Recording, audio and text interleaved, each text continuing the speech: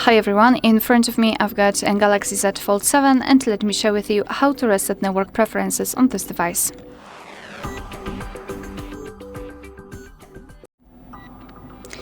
So let's begin with opening, not maps, the settings. And here in this left section we have to scroll down to the very bottom to find general management. Then let's tap on this reset option. And here in this reset section, we've got mobile network settings and Wi-Fi and Bluetooth settings. So we've got two separate options. So let's begin with mobile network settings. Simply tap on it, tap on reset settings, and confirm it with your screen lock.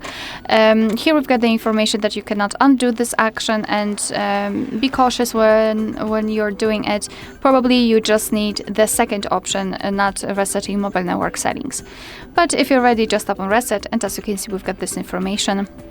So we can go back, and another option, so Wi-Fi and Bluetooth settings, so it's a little bit, let's say, safer. So just tap on it, tap on reset settings, and again we've got this information. Alright, so that will be all. Thank you so much for watching. Please hit the subscribe button and leave the thumbs up.